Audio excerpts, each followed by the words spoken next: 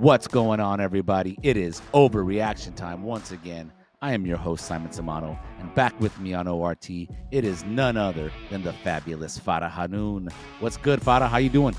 I'm doing great, thank you. How about you? I'm good. We're coming off a pretty action-packed weekend of combat sports, including boxing, which we're not going to talk about on this episode of ORT, but we have enough to talk about from this past weekend with the UFC and PFL. So you ready to get this thing going? Let's get the ball rolling. All right, Kamikaze, you know what time it is. Hit it.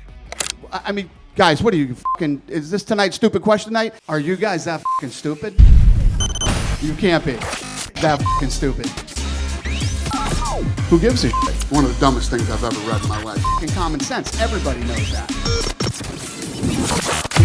All right, Farah, here we go. Let's start from this past weekend, top of the card at UFC 318, where you might shed a tear now that Dustin Poirier's career is finally over. We've been hearing about his retirement fight for the past few months, quite a while. We knew it was coming, and it happened this past weekend at UFC 318 in the main event, where he and Max Holloway completed their trilogy.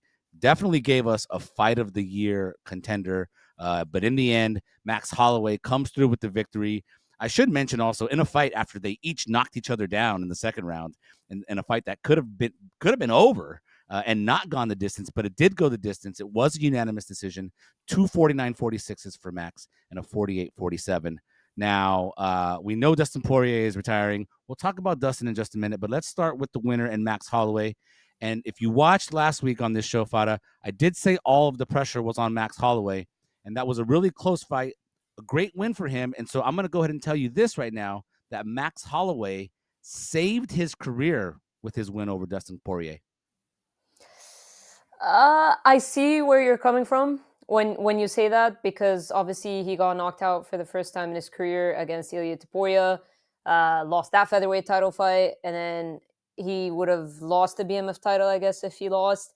I don't know if his career... He would have been 0-6. He would have been 0-6 in 2 trilogies. He would have been 0-3 versus Dustin, who's on the way out. Like, this would have been bad for him.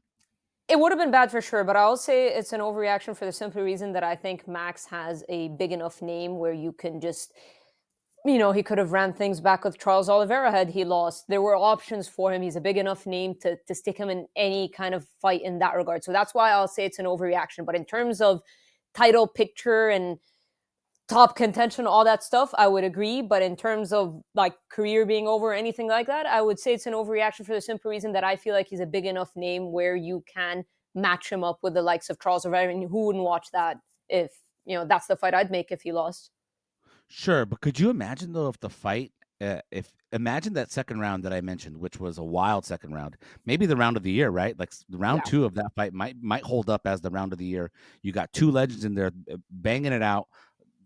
It's Max Holloway who almost gets the finish early in that round. Then Dustin Poirier rebounds and he knocks down Max, and he almost gets the finish on Max. I mean, if that fight had ended right then and there with the finish afterwards, I don't know where Max would have gone from there. Like, I've been making the point that his legacy would have taken a hit had he lost this fight, because he would have been 0-6 against his 2 greatest rivals. Again, we talk about Georges St-Pierre being perhaps the greatest fighter of all time because against his rivals early on, he avenged those losses, right? He avenged them. He proved where he was. If you're 0-6 against your 2 greatest rivals in Volkanovski and Poirier, that would have been bad from a legacy standpoint. But if he had lost this fight, Farah, I mean, there's no title contention. So what would we be talking about Max? A Charles Oliveira rematch, sure, I guess. But like, it would take a very different feel. Like, there would be a feel of desperation going into that fight. Now, Max Holloway has a boatload of options. They're talking about maybe an Ilia Topuria rematch. Dana White's even not closing it, altogether. Arman Sarukian could be a great match. Hell, Paddy Pimblett's been mentioned as potentially a fight that he could take. Now he's got a whole world of options as he's trying to go for a title. That's why I think he really saved his career. Yeah, when you put it that way, sure. But I just think that regardless, it's a similar situation to O'Malley losing to Merab twice. It's like O'Malley's a big name.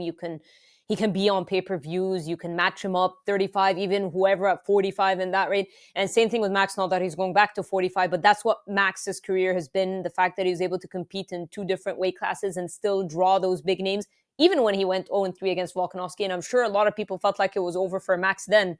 look at the conversation we're having now. So that's what I mean. I feel sometimes when you're a big enough name, heck, I don't know if we're going to continue with another segment on Max, but now thinking of it, which I'm sure like people will kill me for this suggestion, but heck, if Max doesn't get a title shot, BMF, Conor McGregor, White House, like you could do so much with Max. Well, yeah, well, that's because he won. But I guess you could have done it. Yeah, well, that's what I'm saying. You could have done that even if he lost. Even if he lost, if Nate Diaz showed back up to the UFC, Nate Diaz, there's very few people Nate Diaz respects or thinks is worth his time. I'm sure Max Holloway is one of them. That's what I mean. He has a big enough name, respected enough where it wouldn't really be over. But top contention, sure. All right. Well, I'll put you on the spot then real quick before we move on. What would you like to see happen next for Max Holloway? Wouldn't be mad at the Elite Poirier rematch, but I just think Arman should get that fight. I'm still on that train. I know it's not happening, but it has to be Arman. So if that's Arman's fight, then what would you like for Max? I guess it would be a BMF. That's where it gets tricky, right? Because it would be a BMF title defense, right? And not everybody qualifies as a BMF, right? I love Paddy Pimblett, but I don't know if he's the first guy I would think of about being a BMF. Yeah, not quite. Yeah, not quite. And then Justin Gaethje, it doesn't make sense to run that back. Dan Hooker, I guess, would be the most eligible, but then people are going to say that Max deserves better, so it gets tricky. Yeah. Interesting. All right. Well, a lot of options. That's great. That's the great thing about Max. He's got a lot of options now. And Conor BMF. Oh, stop it, Farah. Conor McGregor's not coming back. All right. He's never fighting again. We're not going down that road. Let's move on. All right. Let's go down a better road. All right. Let's go down the road of a guy who knocked out Conor McGregor. All right. Let's talk about Dustin Poirier now. Okay. The career's over. The Diamond, man. One of the all-time greats, one of the legends of the lightweight division, a truly, truly great fighter and a great human being. And I'll just go right into my my overreaction with Farah. Which Farah, if you call this an overreaction, you're a bad person. I'm just going to tell you right now, you cannot call this an overreaction. All right. Okay. Dustin Poirier will forever be remembered as the good guy of MMA. Yeah. No, that's not an overreaction. It can't be. Forever.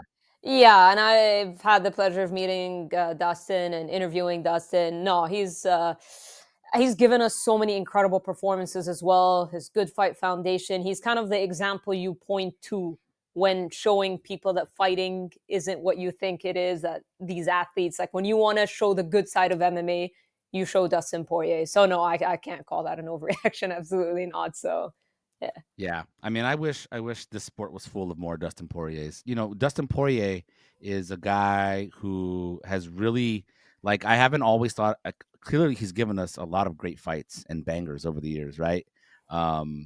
And he has been a BMF himself, even though he has not held a BMF championship. Wait, did he hold the BMF championship? Am I screwing that up? No, he did not. No.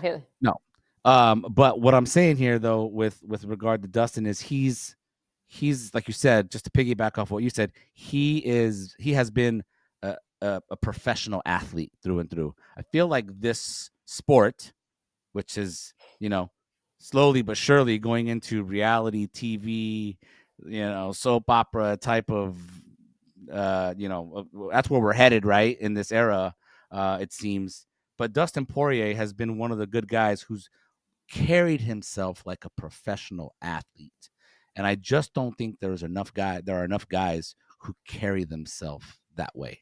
Don't you wish there was more Dustin Poiriers in this sport? Yeah, absolutely. More Dustin Poiriers, more Alexander Volkanovskis, just more Max Holloways. Like, yeah, I mean, Dustin for sure is one of those guys. Yeah. What's your favorite memory of Dustin? For me, my favorite fight was him and Dan Hooker. That's one of my favorite fights, period, in MMA, not just Dustin Poirier's, in terms of Dustin Poirier's career. But moment, just because I was there for the Conor McGregor rematch, a lot of people were doubting Dustin, and just to see him overcome everything, even though it was a nice guy, Conor McGregor. But still, just to see him overcome everything in terms of the mental hurdles and him get a big opportunity, big money fight, and then the trilogy came after that. Just to see how he handled it all, even in the trilogy bout and stuff, compared to the first fight going in with Conor and how much that got to him.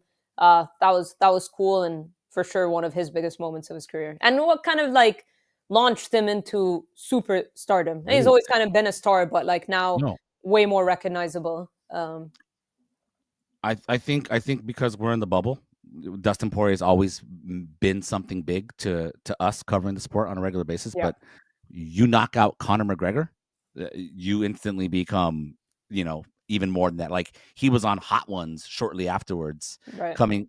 I was like, oh, Dustin Poirier is on Hot Ones, and that's for big stars and big celebrities, right? So the fact that he was on that show coming out of that fight, and I think he got a lot of opportunities, and he used that springboard of his career for a lot of good with his foundation and everything. Like, yeah, I mean, for me, that's my favorite moment was him knocking out Conor McGregor, because it was so satisfying to watch. It's got to be one of the most satisfying knockouts that I think I've ever seen. And I only say that as someone who's, was growing tired of Conor and all of his antics. Yeah, he was nice guy Conor going into that fight, but you knew that was only, you knew that wasn't necessarily genuine. And yeah, that was a hell of a performance from Dustin. That's my favorite moment for sure. Yeah. So, all right, Farah. Well, let's move on. Congratulations, Dustin Poirier. I hope he has a great retirement. And I feel really confident that it's going to stick. Do you feel like it's going to stick? I think so. Yeah, especially with the outcome of this fight. Yeah. The outcome of this fight, getting knocked down, it's different if he would have went. Like, I think of Robbie Lawler, and it was like way different level of competition, of course, when you're talking about Nico Price. But him getting that walk-off knockout, you feel Lawler is going to compete again, and he is a BKFC, if I'm not mistaken, or something. Or maybe, yeah. But that kind of performance, you think, right?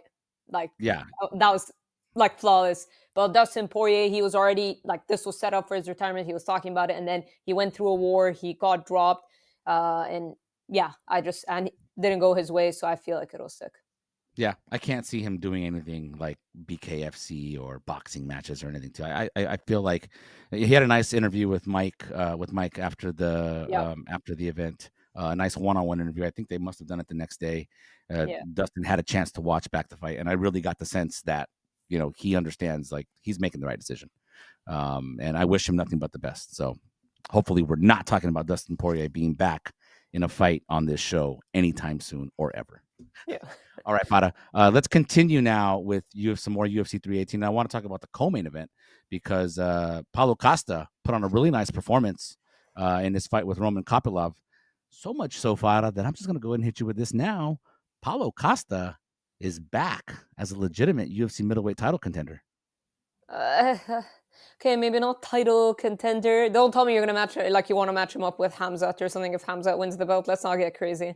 I'm not going to get that crazy, but I mean, that Paulo Costa that we saw this past Saturday, that Paulo Costa, he's back. He's back. He is a title contender. He's legit can get back to a title shot. That's what I'm telling you here. I feel very confident that he is back and he can get back to a title shot. Look, I'll say this. The first 60 seconds told me everything I need to know. The way he was moving, the way he was flowing, ripping to the body, very confident, light on his feet. Like, this was vintage Paulo Costa. No hesitation. No. And Kopylov is dangerous. He had a streak of like 4 wins in a row, granted different level of competition, but still 4 wins in a row, all by finish. And I think Paulo got cracked a little bit early, but that didn't really faze him either. So that told me all I need to know. The first minute or so of that fight told me, all right, Paulo is back. Because a lot of fighters talk about it like, the Paulo or the whoever of old is going to come back, and then they don't do anything. But I think he did everything he said he was going to do, minus the finish, but still a very good performance from him. I think because of his popularity, his ability to build a fight, and he's a big enough name. Now, if Khamzat loses to Dricus du Plessis, then you can make that fight. There's definitely a rivalry there. There's beef. I mean, we know that. We talked really bad of Khamzat this week. He was shaking. Yeah. Everything's stemming from reaching out to his wife. I don't want to go down that road, but that's clearly what this is all about between them.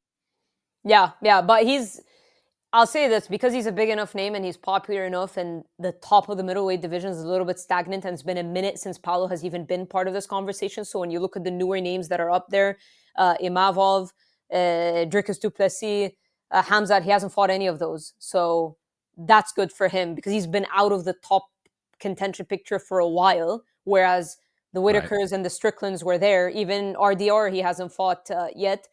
This does him good in a weird way that now he's kind of back, because I feel maybe one more win against any of those names I mentioned and he's back. Well, not Strickland and Whitaker since he just fought them, but Strickland and Whitaker have been in the title picture a lot.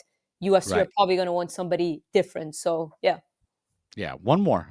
One more. If one more victory against the right person, could definitely get him there. I mean, like I said, Paulo looked really good when all of his weapons are working, and his kicks were a really big part of the fight against Kopylov, which really it seemed to make Kopylov hesitant to close distance and attack, because those kicks were coming very frequently, had him off balance. But when Paulo Costa has all of his weapons working, and we've seen how tough he is in that fight against Sean Strickland. Granted, he lost, but man, he was, it was a tough fight. Yeah, I just feel like he's close. Paulo Costa's back, baby. Secret juice. He's gonna, just keep taking that secret juice, and it'll be all good. Well, finally, it took him about 900 liters of secret juice to get back, but we're here. Okay, let's move on now to another fight on the main card, and that was the fight between Patricio Pitbull and Dan Ige. It was a win for Patricio Pitbull after he stumbled in his UFC debut against Yair Rodriguez just a few months ago. But he bounces back and he gets the win against Dan Ige. Not exactly the best performance. And so I'm just going to go ahead and confidently throw this one out there for you, Farah, that Patricio Pitbull, he has no chance of ever being a UFC champion.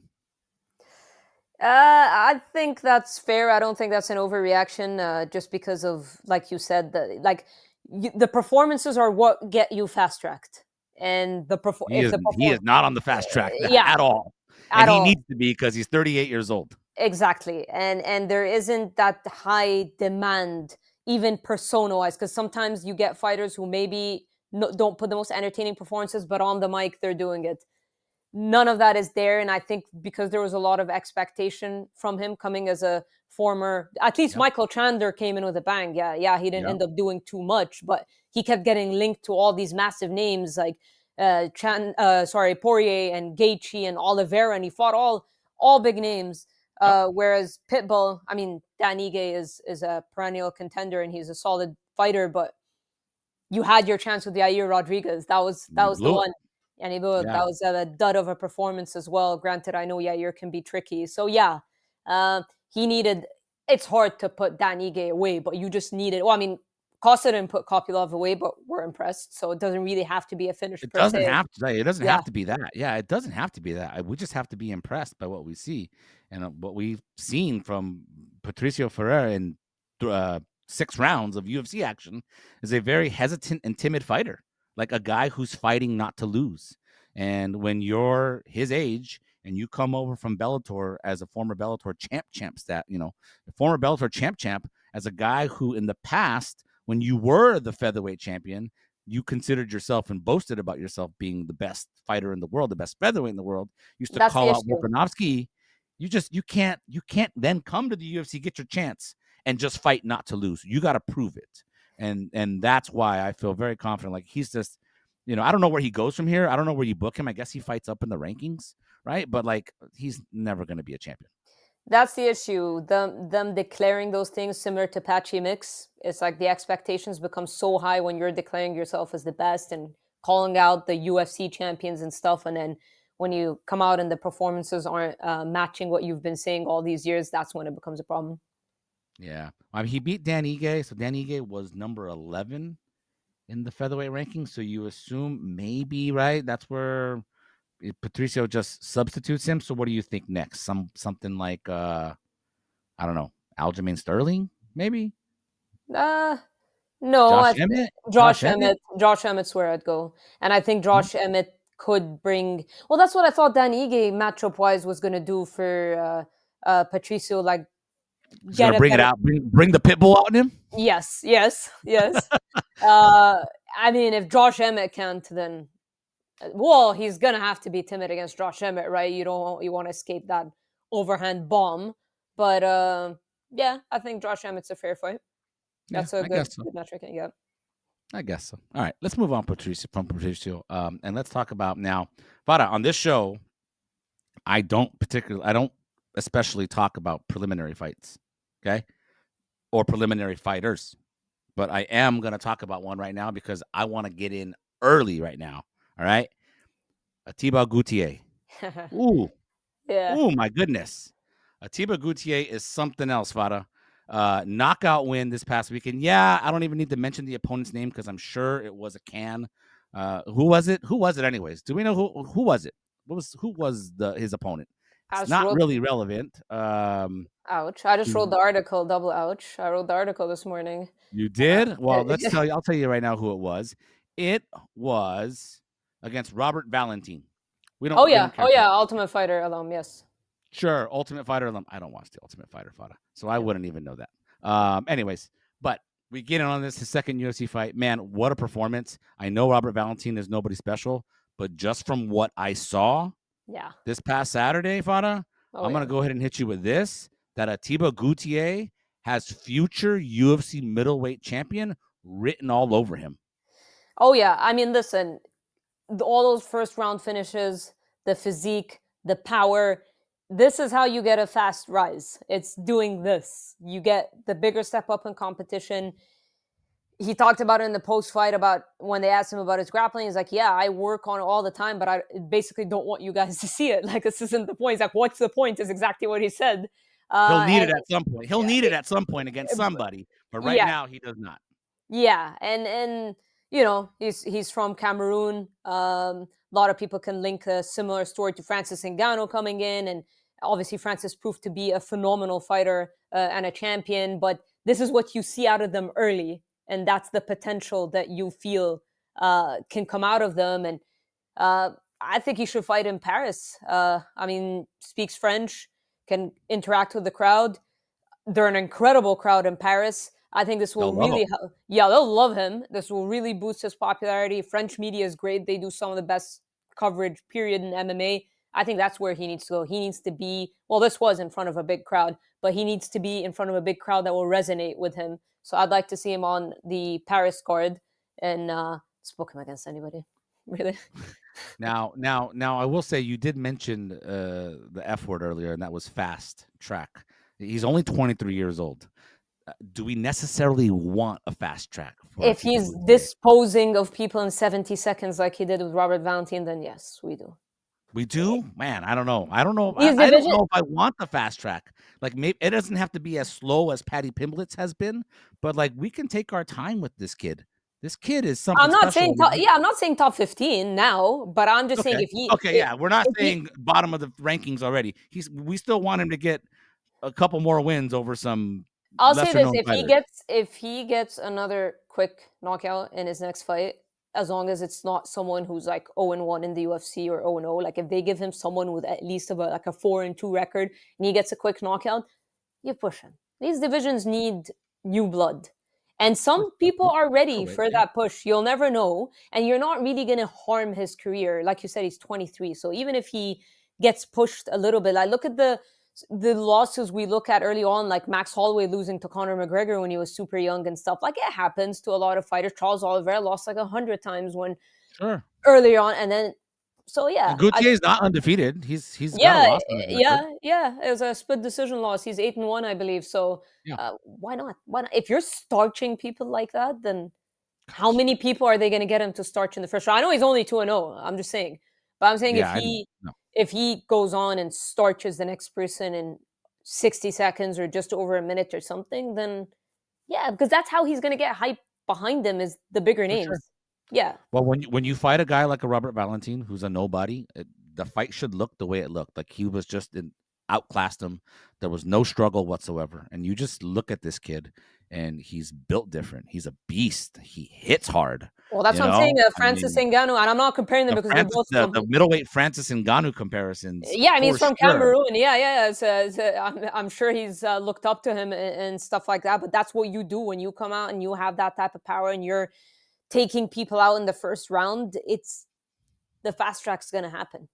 Yeah, I mean, I haven't felt this way about a middleweight in the UFC where I was like, yeah, that's a future champion. This early in his career, not since Adesanya when he came on the scene, right? Adesanya, we knew instantly that guy's going to be a champion someday. I feel the same way about Ateba Gautier. He's fantastic, and he's only going to get better. 23 years old, so scary. 23 years old, he's only going to evolve. Yeah. Middleweight division is going to be in for it. If you're still around in the middleweight division in the next few years and you're in those rankings, watch out because you're going to be in for something against this kid. That's all I got to say. Yeah. All right, Farah, let's move now and talk about PFL this past week. PFL made its debut in Cape Town, South Africa, all right, with a pretty big event. Now, I want to start with the co-main event where Dakota Ditcheva was back in action for the first time since winning the women's flyweight title last November. You know, she had an interview with Mike Bond earlier this year, how she was frustrated. She wanted to come back and fight. She was waiting on what was going on. Well, she got her fight against Sumiko Inaba, who's definitely not a nobody. Sumiko Inaba, a really good Bellator fighter for many years. Man, really took care of her, dominated her over the course of 3 rounds, was never really in danger. And so she scores the easy, lopsided, unanimous decision win. Super impressed with her performance. Afterwards, Dakota Ditcheva announces that she re-signed with the PFL. So she got a new contract from the PFL, which, not going to lie, Fana, kind of hurts me because I'll tell you this, that without question, Dakota Ditcheva, she could be UFC Women's Flyweight Champion right now. I'll say that's an overreaction. Oh, come on. Don't rain on my parade. Come on. That's not an overreaction. She could be the champ now. Who's the champion right now? Valentina Shevchenko? Valentina Shevchenko. She could beat Valentina. Okay. No, I'm going to say it's an overreaction. I'll say. I said could. I didn't guarantee it. I said she could. You sound pretty confident. Look, Dakota's good. Yeah, Dakota's great. What would the odds be on that fight? What would the odds be? Don't tell me you'd put Dakota as a favorite. No, I wouldn't put her as a favorite, but she's a slight underdog. No, I'd put Valentina at like minus 220 at least. No? Minus 2 to 1. Okay, 2 to 1. That's not 250. Well, look, though, but you know how it is. Like her going the distance, because I saw the reactions on social media, and I know she cried after her. It is good for her, but I know she cried afterwards because, you know, she's hard on herself, and I can respect that. I can appreciate it. I was confused in the beginning. I said, what happened? I thought there was like some emotional, I was like, why is she crying? Emotional backstory we didn't know about or something. Yeah. But look, she's very good and she's exciting and she finishes fights. I know she didn't finish this one, but yeah, am I going as far? Look, I picked Manon Fiorot over Valentina Shevchenko because I've been following Manon's career for a very long time, and I actually predicted the way this fight would go exactly, but just wrong outcome in terms of Manon's physicality and what she would be able to do to Valentina. I think that's where Valentina could struggle the most, is someone who's just bigger and stronger than her. Granted, she was at 35 at one point. Dakota isn't, I don't know, I could be underestimating her strength, but I don't think she's as strong as Manon Fiorot. So if we're talking about purely striking and Valentina's ability to mix things up with the takedown, I think it's a bit of an overreaction. And that's no disrespect to Dakota. I think she's amazing. But to go as far as saying she could be UFC flyweight champion right now, considering Valentina, no. Come on, top 5 is fine. I'm not gonna completely disrespect Valentina Shevchenko, all right, who is one of the greatest of all time. And yes, if that fight happened, Valentina's the favorite. She's got the experience, you know. But from what I saw from Dakota Ditcheva, I feel pretty good about her beating pretty much everybody else in the top 5 of the women of the UFC women's flyweight rankings. Erin Blanchfield, yeah, I feel good about that. Alexa Grasso, for sure. Manon Fiorot, yeah, I feel good about her beating Manon Fiorot too. I mean, you know, she could definitely be the champ right now. Natalia Silva would be an interesting matchup. That'd be a really good fight. But I don't know. I think I would probably give the edge to Dakota. I just feel like, dude, from what I saw over the course of 15 minutes, because she had 9 finishes in a row, right? This broke her streak of 9 finishes in a row. But over the course of those 15 minutes against Inaba, she was never, ever in danger of losing that fight. I think she landed something like 85% of her strikes or significant strikes. I mean, some crazy number. I mean, her tie clinch was outstanding. You know, just having her way, knees to the body, knees to the head. Man, I mean, that's just something you don't normally see. I don't know. Dakota Ditcheva was really special. And I think she would. I think she can stake claim to. She can't. She's not the best. She's not the best women's flyweight champion. No, she'd have to prove it. But she's not the best women's flyweight in the world. She'd have to prove it. But I'm just saying, I think she could prove it if she was in the UFC, which is why I'm bummed that she re-signed with the PFL. I agree with that. I mean, look, she's very good. And I think if she were to sign with the UFC right now, you throw her a top 5 opponent right away. She wins that title shot. I have no problem with everything you said. I'm not saying she's not ready. I'm just saying if you put her against Valentina Shevchenko right now, I'd pick Valentina Shevchenko. Like, I wouldn't declare her as champion. Now, I don't know, like, she's very, very good. But the problem is right now she's re-signed with the PFL. I know. Yeah, because the more she fights lesser known names than she would in the UFC, the more there'll be to criticize, the more the hype will kind of die. Because again, she went the distance here. I already saw people talking online. You know how people get. It's like if it's not 100, like if it's not a finish every single time and a dominance and a quick one, I know. there's an asterisk. So this I is don't not. know. Yeah, this isn't going to do her good because the more she fights, it's probably not going to be the biggest names. People are going to expect her to wipe the floor with everybody. And if she doesn't, if she goes the distance like she did, everyone's going to. I already saw that she's not ready for the UFC. You're talking about declaring her champion. I already saw people saying she's not ready for the UFC from that, which is crazy. Those people are crazy. They're crazy. She's not ready for the UFC. That's crazy. That is crazy. I agree 100%. I think she's absolutely ready for the UFC, and I would put her against the top 5 right now. She wins that, and I'd give her the title shot. But I'm just saying I have too much respect for Valentina Shevchenko. I never pick against Valentina, but I did against Manon Fiorot. And I was pleasantly surprised at, well, I shouldn't say pleasantly surprised, but I was surprised at Valentina's performance against Manon. I said could be. Okay. You said that quite confidently. You said that quite confidently. I'm confident in the fact that she could be. So, anyways, all right. Fair Okay, Paolo, let's move to one last thing I want to talk about from PFL this past weekend. That's the main event where Costello Van Steenis, Costello Van Steenis comes away with a miracle submission victory in the 5th round of his title fight with Johnny Eblen, dethrones Johnny Eblen with a rear naked choke. 9 seconds left in the 5th round. And this was after Johnny Eblen all but dominated and controlled that fight for 24 minutes. I mean, it was, it wasn't like he was battering or bludgeoning Costello Van Steenis or anything like that, but it was his wrestling was was really doing its thing. Some striking mixed in, but the wrestling was getting it done for Johnny Eblen. He was going to win that fight. He was up 39-37 on 2 judges' scorecards and a 38-38. So this is definitely in that comeback of the year conversation. When I look at this fight, though, and I think about the ramifications of this result, I'll hit you with this, Farah, that Costello Van Steenis' upset of Johnny Eblen is bad for the PFL. Yeah, because Johnny Eblen's running around saying that he's the best middleweight in the world, and he's being backed by a lot of his American top teammates, which I understand. Obviously, they train. They really went to bat for him. A lot of ATT guys really have gone to bat for him. Very Same high. way they always went to bat for Kayla too when she wasn't in the UFC. But Kayla's world champion right now. So Johnny, UFC champion, but Johnny was always talking about being the best middleweight in the world and whatnot. So yeah, I know it's a come from behind. They need to book an immediate rematch, and if they do, and Eblen needs to kind of like the Nunes Pena situation where the rematch has to be like pure domination. This is why it was a fluke type of thing. So the finish kind of reminds me of the Prohaska Teixeira situation where not in terms of how the fight went, but in terms of nobody expected Prohaska to submit Teixeira.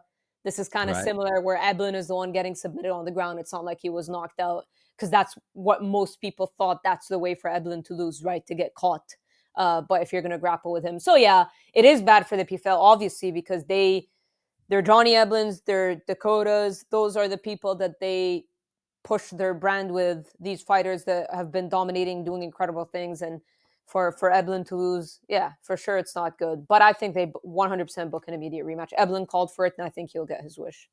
Yeah, it just sucks for PFL. I mean, they've got quite a few of these, Bellator transplants who have found their exit out of the PFL for one reason or another. Some of them have jumped to UFC. Some of them, in the case of like a Gegard Mousasi, is just not fighting anymore. Johnny Eblen's one of the guys that they really make an effort to keep. Yeah. And this is what happens. You can't lose to, no disrespect to Costello Van Steenis, who's a fine fighter, but just a couple years ago, he lost to Douglas Lima. Douglas Lima broke his 4-fight losing streak against Costello Van Steenis. You can't lose to Costello Van Steenis. Now he has rebounded to win 3 in a row, including this title fight. So kudos to him. I'm just saying it's a little bit of a hit for the PFL, but maybe now I'll temper my overreaction a little bit here. Maybe it will be good for them because, to your point, immediate rematch. It's got to be an immediate rematch, right? Don't do something where they're like in the same tournament or in the same field or whatever the case is. Just book that immediate rematch And hey, maybe you get a good trilogy out of this because, you know, they need something. Like the PFL needs something to spark it. A good rivalry between two fighters, Johnny Eblen being one of them. Maybe that's a good thing for the promotion. I don't know. So Yeah. maybe it's not. Maybe it's not bad. Yeah, because I just knocked myself out of my own overreaction, Farah. Yeah, there you go. Yeah, because the immediate rematch is going to happen. And it's going to be bigger than the first fight, which I don't think too many people were like dying to see. But now it's going to garner a lot more excitement because Eblen lost. He got submitted. It was a dramatic ending. And it's going to be Eblen's job to prove that it was a fluke. And he's going to have to go out there and dominate. A close decision is not good enough. And then everything will be erased. And then we'll be back to square one. So, actually, it is an overreaction because this is probably good for the PFL. Damn, it is an overreaction. I talked myself out of it. Yeah. Dude, that's when you know the show's got to be over. The show's got to be over. All right, Farah. Thank you for being on the show. The time for overreacting has come to an end because I am talking myself out of my own overreactions. There you go. Exactly. Thank you for being back on the show. I appreciate you. I appreciate you having me on. But this is a first. Okay. It is a first. Hopefully it probably won't be the last time in this show's history either. Yeah. All right, guys. Appreciate you guys for watching. Please, if you enjoyed this show, hit the like button, hit the subscribe button. I appreciate you guys very much. And we will see you on the next edition of ORT. Dana, take it away. MMA Junkie AI.